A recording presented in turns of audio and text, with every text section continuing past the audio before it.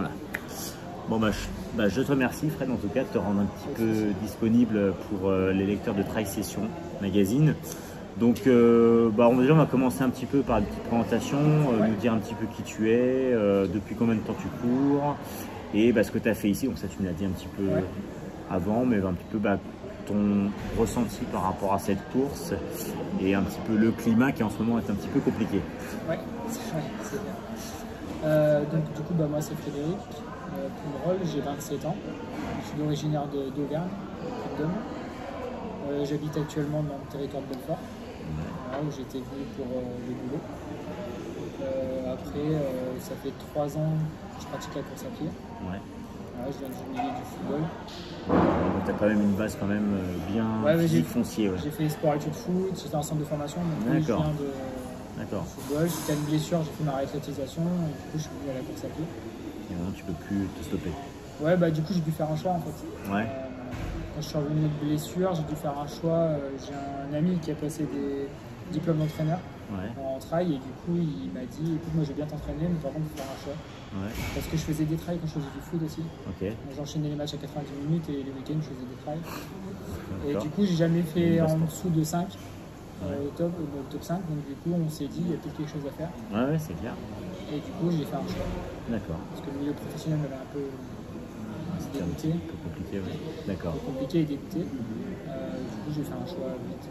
D'accord, et là je pense que dans la vie, là tu regardes pas ton choix par rapport à tout ce que tu peux vivre, par rapport à les courses auxquelles tu participes. Je suis pas un passionné de montagne, donc je suis un passionné de montagne. D'accord. Du coup, le choix a été très vite. Ok, donc en fait, donc tu es vraiment venu, c'est pas une passion de base dans tous les cas, la course, mais ça a été vraiment en fait un choix un petit peu de substitution, je dirais, par rapport au fait. D'accord, ok. Ouais, c'est bien. Et alors, est-ce que tu pourrais nous dire un petit peu de quelle façon tu as été repéré par la marque Brooks? En fait, justement, c'est mes débuts de la course à pied. Ouais. Donc, avec mon entraîneur, on m'a dit tiens, on va faire une petite course. J'ai fait une course de qualification au championnat du monde de course en montagne au Puy-de-Dôme, chez moi. J'ai la chance d'avoir ça. C'est sûr. Et il y avait un gros niveau, du coup. Et sans préparation, sans rien, juste comme ça. Du coup, j'ai fait 14e. En haut de la bosse, je suis 7e, et en fait après je chopais des crampes. C'était la première fois que je faisais un parcours comme ça. Mais je finis devant des grands noms, Sylvain Cachard, maintenant qui sont très connus. Et après j'ai enchaîné, j'ai gagné une manche de coupe de France de course en montagne, du grand ballon. J'ai gagné le Trail du Sancy aussi. J'ai fait 2 avec plus des Templiers cette année-là. Donc du coup après, de fil en aiguille, je suis partenaire d'Endurance Shop aussi. Colmar, on a Boulouse. Et du coup, par le biais du magasin aussi, on a discuté avec la marque, et la marque était intéressée en 2019 de recruter des athlètes en France. C'est comme ça que ça s'est fait. D'accord, tu fais partie en fait de cette belle famille, donc on a pu voir quand même pas mal de personnes pendant justement le show. Depuis 2020, j'ai intégré la Team France, la NMR, j'étais en Team Europe. Et du coup, là, je continue mon petit chemin de... Et alors, sans forcément trop rentrer dans les détails, parce que bon, je dirais que ça ne regarde pas forcément trop, c'est vraiment propre à ton rôle au sein de Brooks, mais Brooks t'aide comment? C'est-à-dire qu'il participe en fait financièrement, il t'équipe évidemment, mais... Alors du coup, il nous équipe, en fait c'est notre équipe, mon équipe mondiale principale, le seul.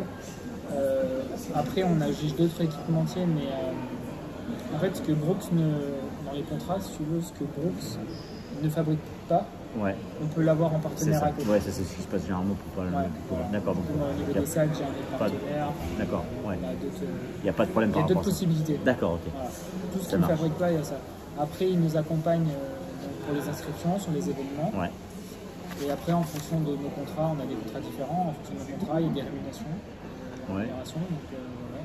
Puis en fonction, j'imagine aussi des performances que tu peux avoir au cours de l'année. Des primes, des bonus, c'est ça, C'est des price money dans les contrats, ils ont des courses. En fait, à l'année, ils choisissent toutes les courses qu'on a. On n'a pas d'obligation de course. Par contre, on doit faire 4 courses minimum dans l'année. Il n'y a pas de pression, je veux dire, en fait. On n'a pas de pression à cette course est obligatoire. Après, on a des courses qui sont fortement recommandées. Il faut quand même montrer un petit peu la marque Brooks. On a tous des ambitions, des courses. De toute façon, c'est sur ces courses-là qu'on va aller. Oui, bien sûr, c'est clair. Athlète, si on est vraiment, on recherche un côté, on a envie d'être avec les meilleurs pour progresser. On va sur les courses où il y a les meilleurs, les courses où il y y a les meilleurs, mais c'est les courses qui sont référenciées. D'accord. Les... Et ok.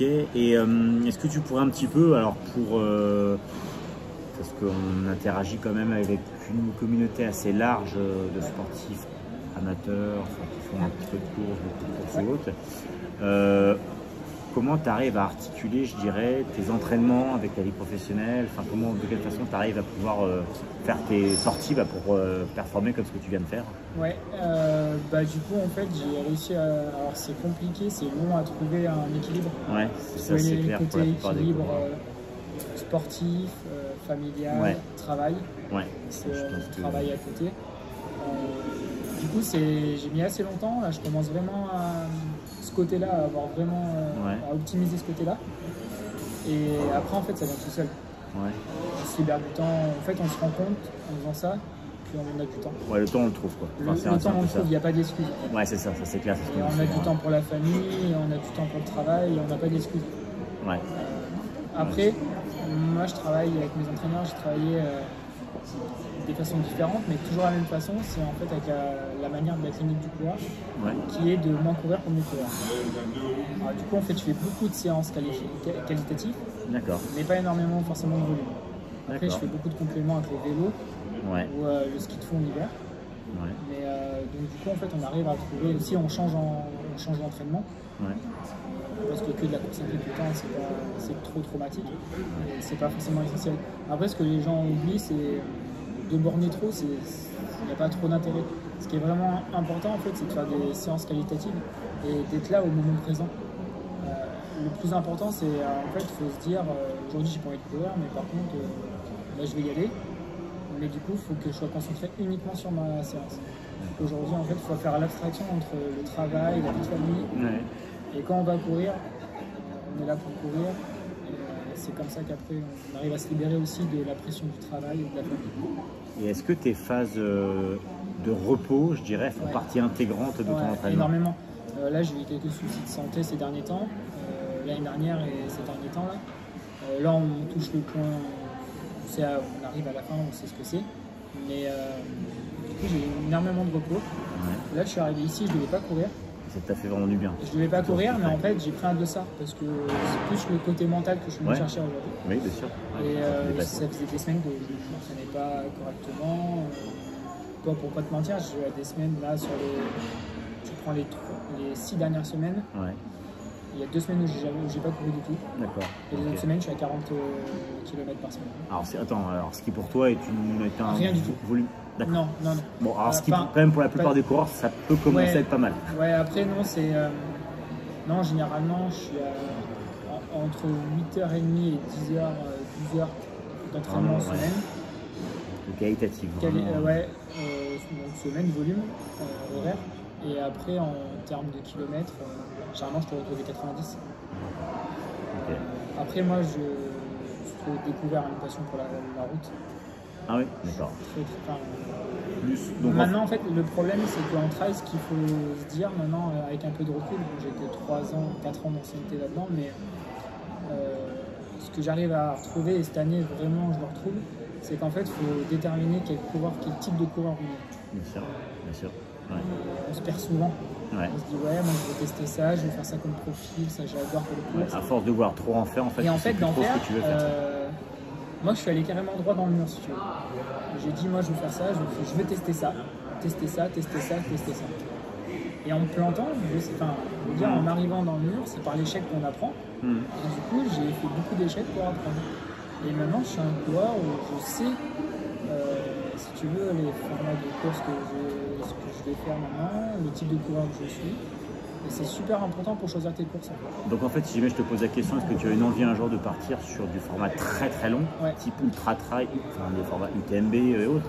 Pour l'instant, c'est dans une perspective non, quelques années. D'accord, c'est vraiment quelque chose qui te motive, mais tu veux y aller vraiment step by step Pour dire, je vais découvrir le format des 80 des Templiers cette année. D'accord, ok. J'imagine un objectif quand même un petit peu de temps, de te faire plaisir, mais aussi de pouvoir performer. On va voir avec la préparation, mais le but c'est d'arriver déjà de découvrir la course, de découvrir le format. Et après, en fonction des sensations dans la course, on adaptera en fonction de ça. Et je suis beaucoup un coureur à l'instinct, donc ouais, si je vois une opportunité ou quelque chose. Ça, c'est et donc écoute, c'est des très bonnes réponses. En tout cas, on sent vraiment toute ta motivation et toute ton envie vers ce sport. Et alors, à l'instar de certains sportifs en fait qui ont stoppé à cause de grosses blessures ou autres, enfin, on en connaît quand même pas mal, pas forcément que dans le monde du running. Est-ce que tu as un petit peu cette crainte-là? Et si jamais ça devait se produire un jour, est-ce que tu arriverais à te repositionner vers une autre activité ou une autre passion? Complètement. Complètement. Moi, je l'ai fait avec le foot, par exemple. Oui, c'est vrai. Après, ce qu'il faut se dire, c'est qu'il faut prendre le bon côté à chaque fois. Il faut prendre tout ce qu'on nous donne, tout ce que le sport peut nous donner. On adaptera en France. J'ai fait une énorme chute l'année dernière qui m'a contraint. Je l'ai fait en début d'année à la Cité des Pierres. Je suis tombé dans une descente à 22 km/h et je me suis fracassé, mais j'avais suspicion de fracture du bassin, du péroné, enfin lourde chute. Et du coup qui a entraîné 6 mois d'arrêt derrière. En fait après je suis revenu et quand j'ai réussi à recourir un peu, en fin d'année j'ai fait 3 semaines d'entraînement et 3 semaines d'entraînement je me suis dit je peux enchaîner 3 semaines. Et on arrivait au Templier, mes collègues étaient au Templier, je suis allé les voir et il y avait un format que personne n'était dessus, j'ai dit moi je veux aller là-dessus. Ouais, c'était. Voilà. J'avais jamais fait ce format. Besoin de faire ça, quoi. Mais mentalement, j'avais besoin de faire une course et de me dire j'y vais et je vais faire. Et je vais y arriver. Le but c'était juste de finir. Et de se libérer de tout ça. Il faut trouver quelque chose. Et là, je suis reparti cette année avec une autre motivation. Quand même, bon, après, c'est vrai que tu es jeune et maintenant, je pense que les plus belles années, enfin, en tous les cas, il n'y a pas forcément d'âge, je dirais, pour performer plus qu'un autre. Après, le problème, c'est que. Ça qui est bien. Je ne savais pas réellement quel type de coureur j'étais, donc je faisais beaucoup de formats différents pour voir réellement ce qui me convenait. Et maintenant, je sais ce qui me convient, du coup, mes saisons seront complètement différentes. D'accord. Et il n'y aura pas beaucoup de courses. Oui. Je sais que là c'est une course parce qu'on est tous là, c'était plus mental. Mais là, dans ma saison, il n'y aura que 3 courses et c'est tout. Ouais, on peut vraiment faire des gros blocs pour bien préparer. C'est vrai que quand on est un petit peu sportif, pas sportif de haut niveau comme toi, on a un peu tendance à se dire plus on en fait et plus on va prendre du plaisir parce qu'on peut devenir des accros. Alors moi je pense que je suis pas forcément le bon exemple parce que je m'estime en faire beaucoup trop, mais parce que c'est aussi le but de pouvoir voir du monde, de pouvoir voir des paysages, pour pouvoir un petit peu se dépasser. Et c'est vrai que... en fait, moi j'ai un peu de recul là-dessus parce que je suis passé par là. La première année de trail, j'étais un peu là-dedans. J'ai fait 20 courses ma première année de trail. Ouais, ce qui est pas mal. La compétition, j'avais fait 14 podiums. Tu vois, ça avait quand même bien tourné. Ouais. Et moi j'ai fait 14 victoires, c'est ça, et j'avais fait 18 podiums, je crois. Mais c'est une saison qui m'a... En fait, parce que c'était des formats courts que je faisais. Donc j'enchaînais, il n'y a pas de difficulté à enchaîner. L'année d'après, pareil, j'avais des formats courts, donc ça allait. Mais après, l'année dernière, du coup, j'ai fait un peu du plus long. Et du coup, je me suis rendu compte qu'en fait, faire des petits formats entre temps ou quoi que ce soit, même des courses de préparation, pas forcément d'utilité. En fait, il faut mieux faire une belle course en préparation parce que le niveau va être plus élevé.